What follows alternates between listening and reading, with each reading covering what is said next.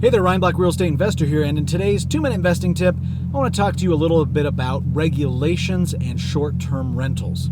As you may know, over the last few years, short-term rentals have become very popular thanks to things like Airbnb, VRBO, HomeAway, TripAdvisor, Booking.com, places like that, to where pretty much anybody can take either the home that they live in or a part of the property where they live and rent it out as a vacation rental or as a short-term rental. Because of that has affected the hotel industry. And so there have been a little bit of lobbying that has been done, and also the government, of course, wants their share. And so when you have all these independent people who are renting out their properties and they're not paying taxes, the government doesn't like that. And so it's really important, if you're considering getting into short-term rentals, it's a great space to be in, but you need to know what are the local laws. So first you need to look at the county level, and this applies whether you already own the property or whether you're looking at a property because you're considering to purchase it. You need to look first at the county level. What regulations are there regarding short-term rentals? Because some counties simply don't allow it. After you do that, you need to look at the city level. What regulations are there from the city? Sometimes cities require that you have a business license. Sometimes they require that you have it be a certain size, or there's other different regulations that you have to adhere to. After you look at that, you need to say, what are the regulations for my HOA? If you have an HOA, because it could be good as far as the county is concerned, you could be good as far as the city is concerned, but if the HOA does not allow it, you get in trouble. Now, what happens if you're not allowed to have a short-term rental and you do one anyways?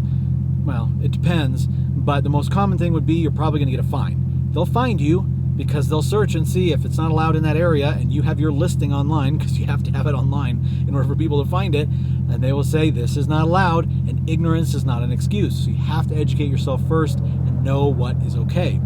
And so you don't want to go through all that. That's just a headache. We obey the laws. We believe in that. So make sure that you are aware of whether or not also in the HOA it's allowed. Another consideration I mentioned is the business license. Sometimes they'll require either a business license and or a short-term rental license or some other type of occupancy. You have to get an occupancy permit. Sometimes they require the fire marshal to come and inspect the property, a building inspector to come look at the property. There has to be certain requirements as far as parking, as far as how many people per square footage, as all the rules regarding egress, all that stuff is very, very common. And so you just got to make sure that you understand what are local regulations so that you can abide by them. Another thing to consider is if you have to collect tax.